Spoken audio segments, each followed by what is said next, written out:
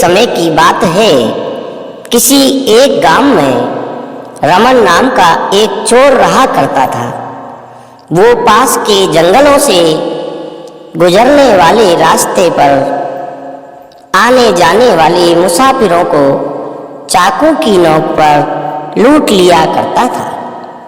कभी कभी खतरा महसूस होने पर वह उन्हें मारने से भी नहीं कतराता था।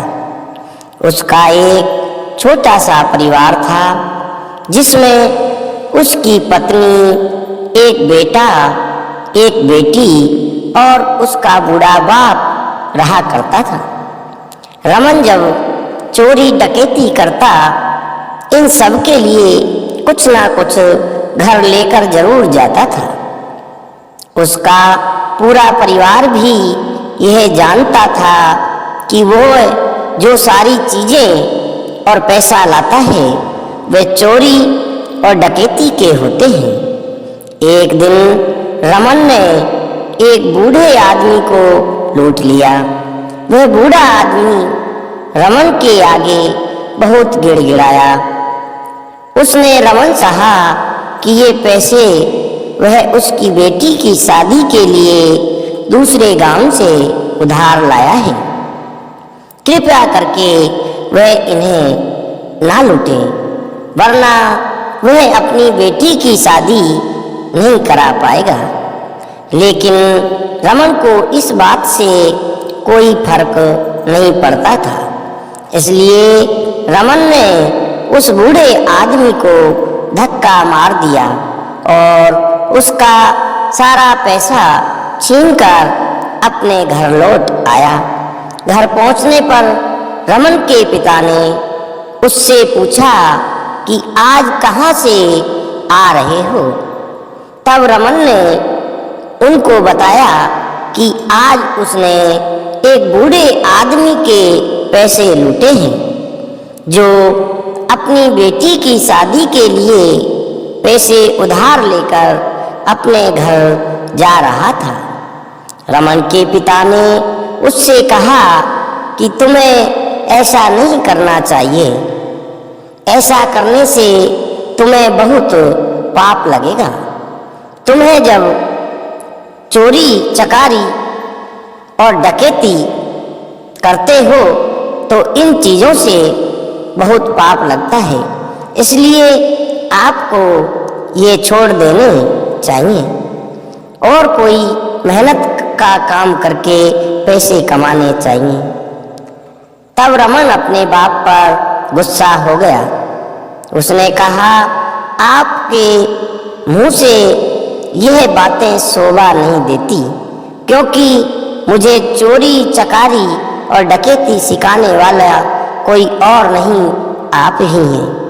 अब आप मुझे ज्ञान मत दीजिए। उसके पिता ने उससे कहा कि हाँ बेटा, मैंने यह पाप का रास्ता तुझे दिखाया है, मगर जब मुझे इस बात का एहसास हुआ कि ये रास्ता गलत है, तो मैंने भी तो अपने बुरे काम करने छोड़ दिए। तुम भी जितनी जल्दी हो सके छोड़ दो, नहीं तो आगे जाकर बहुत पछताओगे। लेकिन रमन ने उनकी एक नहीं सुनी और अपना बुरा काम करना जारी रखा।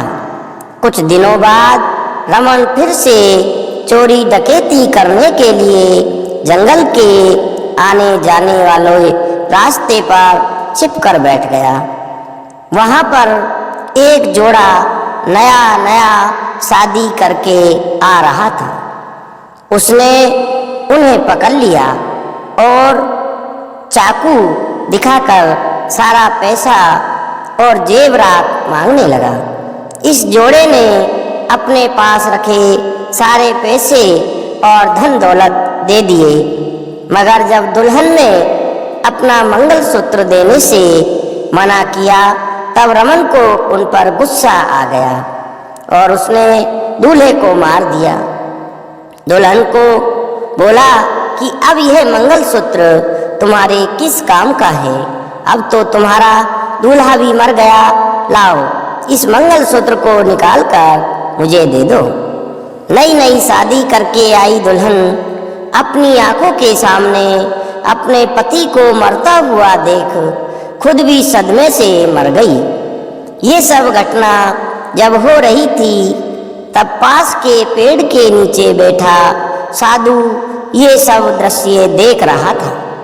साधु ने रमन को अपने पास बुलाया और उससे कहा कि तुम्हें इतना मूल्यवान मनुष्य जीवन मिला है और तुम इसे इतना भयंकर पाप करके व्यर्थ कर रहे हो। तुम एक ईमानदारी भरा जीवन क्यों नहीं जीते? तब रमन ने उससे कहा, ये मैं अपने लिए नहीं करता, मैं अपने परिवार के लिए करता हूँ। मैं जो लूटपाट करता हूँ उससे जो मुझे पैसे मिलते हैं वे मैं सारा धन अपने परिवार के ऊपर खर्च कर देता हूँ। तो रमन की बातें सुनकर साधु ने रमन से कहा कि चाहे तुम अपने परिवार के लिए पाप करते हो मगर इस पाप का सारा हिसाब तुम्हें चुकाना पड़ेगा। हाँ, अगर कोई है जो अपनी मर्जी से तुम्हारे पाप में भागीदार बनता हो तब एक बात अलग है। रमन ने साधु की बात सुनकर तुरंत कहा, हाँ क्यों नहीं, मेरा पूरा परिवार मुझसे बहुत प्रेम करता है और वह सभी जरूर मेरे पाप में भागीदार बनेंगे। आखिरकार यह सब उनके लिए ही तो करता हूँ। साधु ने रमन से कहा कि हो सकता है ये तुम्हारा भ्रम हो। इस बात को स्पष्ट करने के लिए तुम्हें अपने परिवार से एक बार पाप की हिस्सेदारी लेने के लिए पूछ लेना चाहिए। रमन को साधु की बात पर विश्वास नहीं हुआ, लेकिन उसने सोचा कि एक बार पूछने में क्या जाता है। उस दिन जब वह घर पहुंचा तो अपने सारे परिवार के लिए कुछ ना कुछ तोहफे लेकर गया, जिन्हें पाकर परिवार के सभी लोग बहुत खुश हो गए। उसने सबसे पहले अपने पिता से पूछा कि क्या आप मेरे पापों में भागीदार होंगे? पिता ने उससे कहा कि बेटा, मेरे खुद के ही इतने सारे पाप हैं जिनका पछतावा मैं अब तक कर रहा हूँ।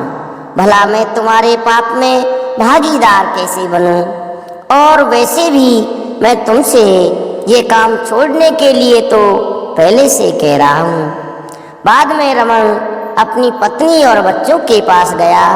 अपनी पत्नी और बच्चों से भी यही सवाल किया कि क्या वह उसके पाप के भागीदार बनेंगे। तब उसकी पत्नी और बच्चों ने उससे कहा कि आप जो कुछ भी करते हैं वो हमारे लिए नहीं करते, बल्कि आप इसलिए करते हैं क्योंकि आपकी यह जिम्मेदारी है। आप अपनी जिम्मेदारी चोरी डकैती करके पूरी करो। हमने ऐसा कभी नहीं कहा, वो पूरी तरह आपका फैसला है। इसलिए इससे मिलने वाले पाप में हम आपके भागीदार नहीं हो सकते। अपने परिवार का जवाब सुनकर रमन की आंखें खुल गई। वे तुरंत जंगल में पेड़ के नीचे बैठे साधु के पास गया और सारी बात साधु को बताई और उनसे ये भी पूछा कि वो है कैसे अपने पाप कम कर सकता है। साधु ने उससे कहा, अपने सारे बुरे काम तुरंत बंद कर दो और तुम्हारे पास जो कुछ है तन मन धन उन सब से अच्छाई के काम करना शुरू कर दो, जिससे तुम्हारा पाप धीरे धीरे कम हो जाएगा। उस दिन से ही रमन ने सारे बुरे काम बंद कर दिए और अच्छाई के कामों में लग गया। मित्रों, कहीं आप लोग भी अपनी जिम्मेदारियों को पूरा करने के लिए कुछ ऐसा काम तो नहीं कर रहे हैं जिनकी वजह से आपकी पाप की गठरी भी भारी होती जा रही हो।